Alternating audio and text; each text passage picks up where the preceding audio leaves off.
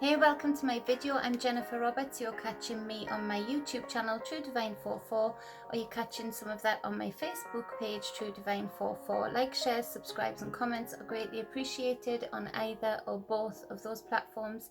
And thank you to everybody who's doing that thus far. It means the world to me. It really helps. So I'm putting out as much free content as I can via tarot to help support, guide, inspire. I put out daily energy readings as well as monthly readings for each sign, but I missed out on the May readings for the monthly readings, so I do apologise, but I'm on it for the June ones, going to get them out early. So this is the 19th of May 2020, and this is the daily energy read for that day. So I pick up on the energies, I play around with them, I feel them out, and then I pack that story out with the tarot. They always back each other up and build up a story for me to bring to you.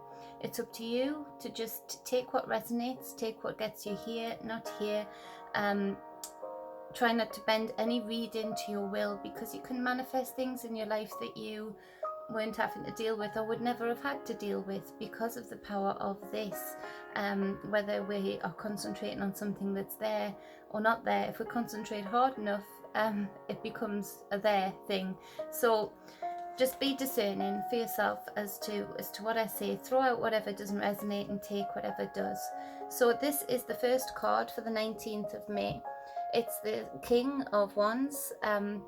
This fiery, passionate king is the fatherly role. He's the traditionalist.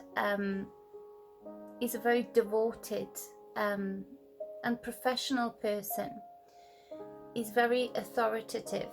He has that air of authority about him. The energy of this is magnetism. People are drawn to this kind of energy. People want to be around this kind of energy. This kind of energy is successful because he's driven and he goes for what he wants. So it's speaking of, where's your fire? Has your fire gone out?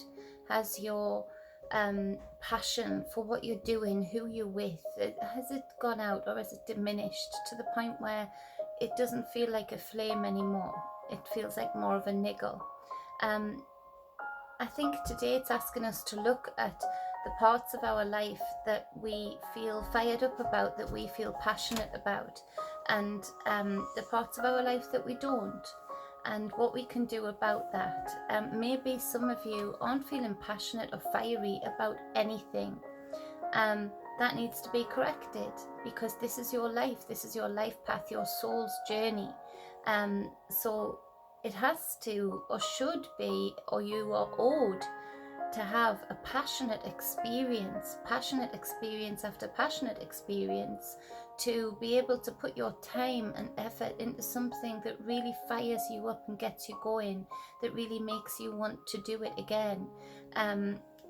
In jobs, you know, we're all in this weird, full of blessings but also full of annoyance reset at the moment, where everything is being put on pause. It's been unheard of, and everything's been put on pause overnight, but it's lasted for a long time. And so it opens up that time and space for contemplation, to really, you know, maybe get to know parts of self that you'd forgotten were parts of you, to recognize things that you're doing that don't reflect you, that don't give you that buzz, that don't give you that fire, that don't make you feel like that person with authority, that person who draws people in. Because, you know, passionate people are attractive. Passionate people who are doing things that they're passionate about, they're attractive. Not just in a sexual way, but, you know, that people are drawn to that energy like moths to the flame. So it's a chance to reevaluate where your fire is and how you get that back. If we were to go really deep into this, it would be to get that, not just have the fire on the 3D level for the 3D things that we do, but really to plug in and connect to creative source energy. To get to the point we feel so connected and so still with ourselves, so balanced with ourselves, that we can actually start to feel the vibration of the Great Mother when we walk on the soil, the sand, the grass, that we can actually start to hear the vibration of the heartbeat of the Great Mother, the big womb that we're all on, to really connect to that creative source. When you can connect to that, when you can get passionate about that, that should be our base level passion. When we can get passionate about creation itself, that's when this fire really burns. That's when this fire is eternal, because that creative source is always there. It's always there to plug into, to receive from. It's always there to help you manifest your desires, your wants, your inventions. It's that space that you can pull energy out of and mold that energy into a manifestation that really burns you up, that gets you fiery, that gets you passionate. So to take it to a deeper level, that's what I would say to people today. Yes, do some self-reflection on, have you got your fire? Where is your fire? Who stokes your fire? What stokes your fire? And then think about the last time that you looked at nature and maybe saw a beautiful bird soaring through the sky, dancing, hunting up and down through the sky, or when you saw a huge wave and felt the rumble and felt that excitement as it crashed down back into the sea. For a lot of people, the answer will be, I can't remember. And that is an indication of how detached we've become to this creative source that can feed our fire. We don't need anybody else to feed that fire. That creative source is endless, and it wants to give. It wants to manifest into matter, into things, into relationships, into roles, just so that it can experience life in matter. So to really plug in would be the answer.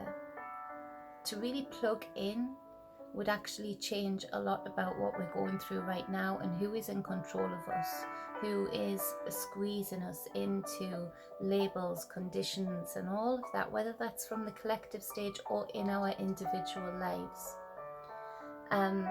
It frees us from that, because whatever is making us hold on or making us accept that kind of behavior, whatever lack we have inside of ourselves, that we're looking, even if we're with an abusive person, but they give us that something, what, they don't abandon you, is that there's some abandonment issues from childhood. So even though this person beats you, even though this person steals from you, they're never going to leave you. And so there's a lack there. So there's an opening there for that kind of relationship to continue. If you were to able to practice connecting and plugging into this creative source, this endless source of energy and renewal and rejuvenation, that lack wouldn't be there. You would fill that space up on your own. You would fill that space up by feeling strong enough and energetic enough to face whatever niggle, whatever wound was there that was opened up and has stayed open and has allowed you to accept unacceptable behaviour. Whether that be from governments to partners to friends, it all reflects in and out on each other. So consider that. Are there things that you are accepting into your life because you would rather do that than do the inner work? You would rather do that than really feel connected again. It's a little bit like a lot of us have got Stockholm syndrome. I think that's the right term for it, where we sort of know there's a better way, but because we've been conditioned so much, we're frightened to leave what we know. And that's not what life is about. Life is about filling it up with experience, filling it up with fire, learning to even control the elements, be so connected with source, be so connected with that creative source, that we can actually start to play with elements like fire, that we can actually start to manipulate it, we can actually start to enjoy it, direct it. And so I think that's enough said about that. So this king is a representation of somebody who stokes his fire, somebody who doesn't look outside of self for anybody to stoke that fire. It's brilliant if somebody comes along and feeds that fire, that's perfect. But if they don't, he's okay, because he knows how to play with his fire, he knows how to stoke it, and he knows what fires him up, and he goes for what fires him up. He knows that this is an experience, right? That, you know, he wants to fill it up with things that are passionate, things that really feed his soul. So the second card is this Seven of Pentacles, and this is accumulation of hard work. This is, you know, years and years of toil, years and years of putting in the effort, years and years of you know, maybe going without in order to feed into this Seven of Pentacles. But it speaks of success via taking risks worth taking, risks that will build up material gain, material sustainability. So that, coupled with this King of Fire, this King of Wands, it is a case of this King of Wands is quite comfortable in taking calculated risks. He's quite comfortable because he follows what his passions are. And so, you know, I don't know who said it, but I've heard it before, where you should do work that you're passionate about. Hence me expanding the tarot that I've always loved. Do work that you're passionate about. Do work that really, sometimes you don't even feel like you're at work, or even when you don't feel like working that day, you still want to fulfill your obligation to doing the work that you're passionate about. So this king knows he'll be successful. This king knows that he takes risks based on his passions, where his passions are driving him, where he's looking toward. The way the deck is on the table, the king is sort of looking beyond, looking in the other direction to this Seven of Pentacles. So he's looking elsewhere for new opportunities. He's looking to see where he can take a calculated risk. This speaks of liberty and jubilee. It speaks of having the ability to change it up, move forward, having learned many lessons on how to build this sustainability, this financial and material sustainability. The third card being the Hermit. So this is the only major arcana today. Well, no, there's not. The Devil's on the bottom. So the Hermit card. This, I think, for a lot of people is a case of exactly what I was speaking at the start of the reading, in that the Hermit is the energy that enables you to go within, into your darkest corners. He travels the path within with just a lantern to light the way. He shines light on things that, you know, need to be healed, need to be transmuted, need to be let go of. And this should be a taught to children and accepted way of life. We go through so many experiences, good and bad, from both extremes, from both sides of the table. So it should be ingrained in us, this Hermit energy. This is the inner warrior that isn't afraid to face self, that travels this crooked path within, going within. There's no dark corner that this hermit energy is too afraid to shine light on. The things that you've locked away, the things that you've buried, the things that are making wounds fester, the things that happened in childhood and are still affecting the way your life goes to this day, the things that weren't fair way back when and are still affecting relationships that you have today. This energy is a built-in capability of ours to be able to acknowledge self, to not go within in judgment of ourselves, to not go within in a horrid way to pull ourselves apart. No, this hermit is just, it's a kindly energy. It's the energy that will just stay silent and hold the lantern up to a wound that you need to clear, that you need to cleanse, that you need to debride and allow to close up. In my mind, the hermit always stands there in silence when I'm doing work like this. He never speaks to me, not verbally. He just allows me to see the things that I'm holding on to that I shouldn't be, the things that aren't good for me, the things that don't even belong to me, but I've taken them on board at some point. And so it's to have the courage to, not only for yourself, but start teaching your children that they can picture this hermit as just a light moving around the body, highlighting things, emotions that might maybe come up.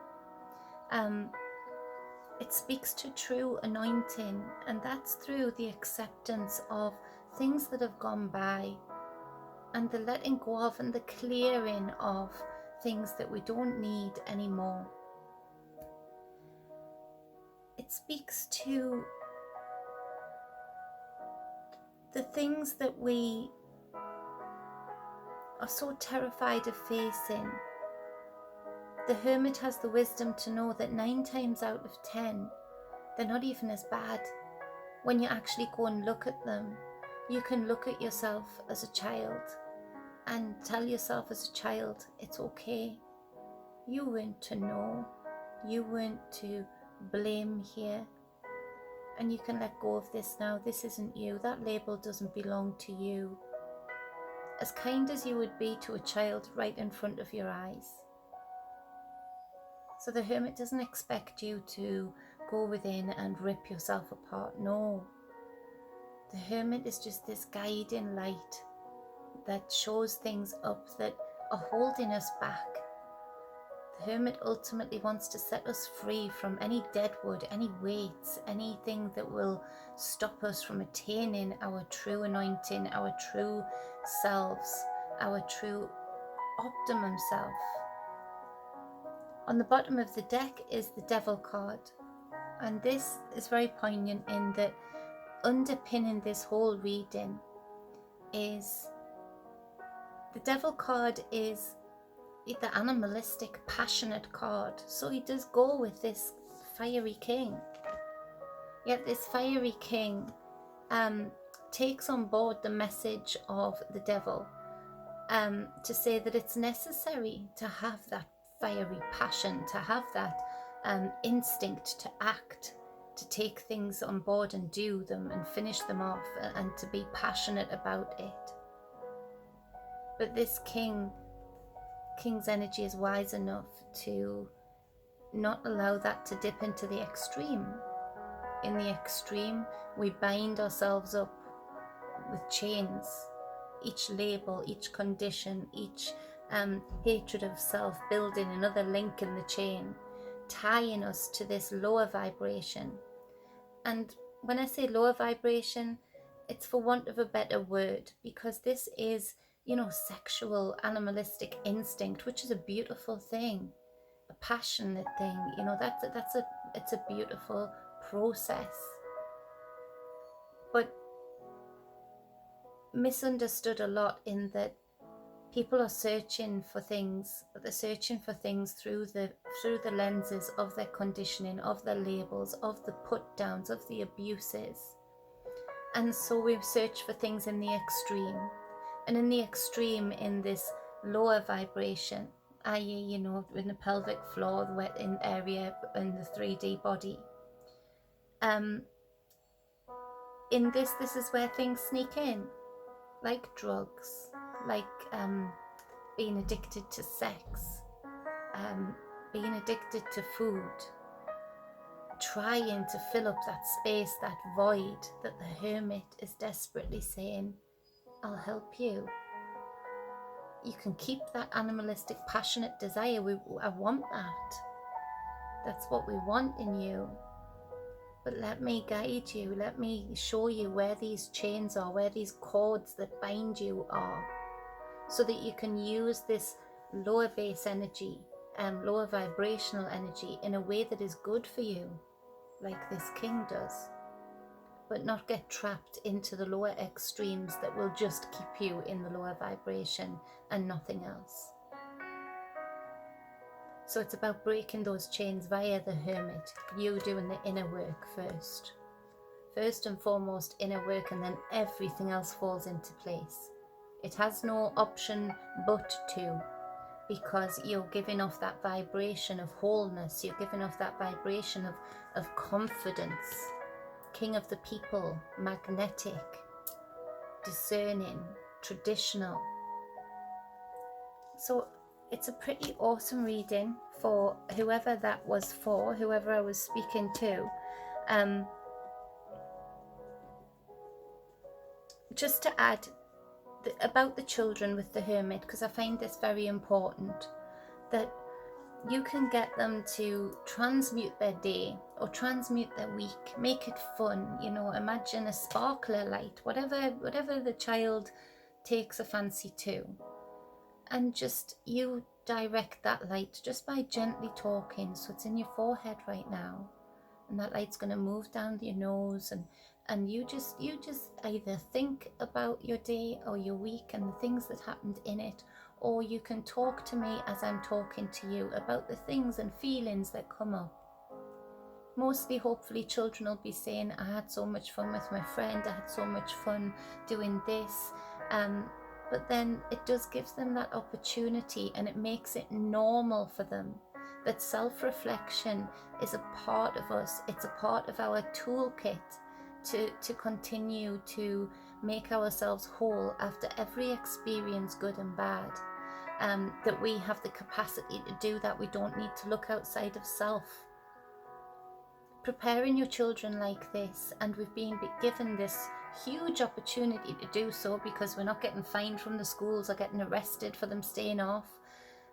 We've, as parents, as grandparents, as brothers and sisters, aunts and uncles, we've been given back the rights that over the years have been stolen from us very sneakily, to the point where schools have far too much control over what our children listen to, how our children act, how our children dress, making clones.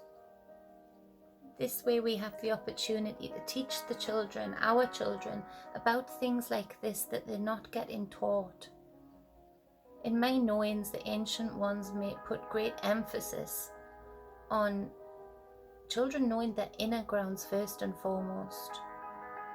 Because if you know that, then you're always going to be a warrior. You're always going to survive an experience and be able to take the best out of it and move on, level up, enjoy an experience and be able to enjoy it fully without guilt, without any other labels that might sneak in.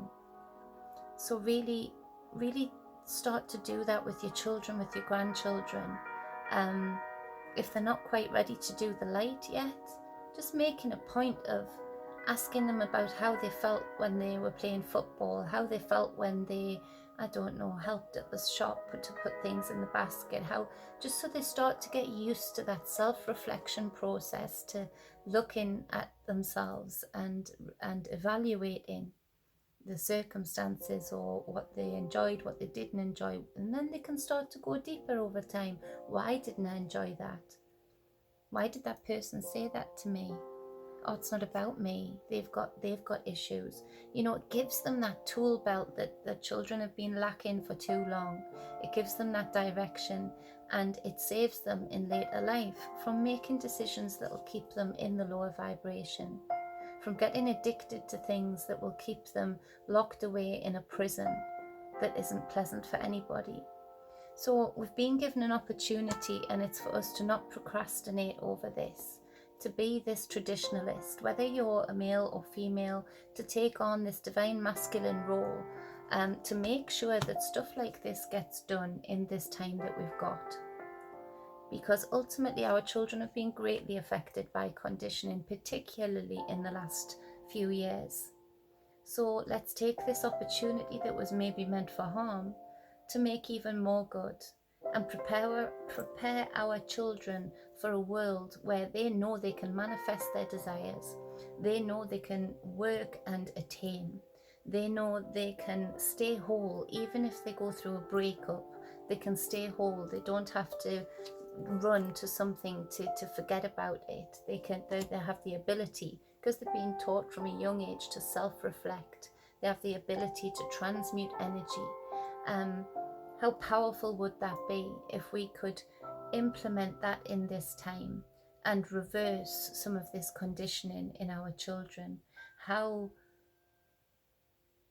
powerful would that be? That would be an enormous thing. That would be a huge blessing for all of us.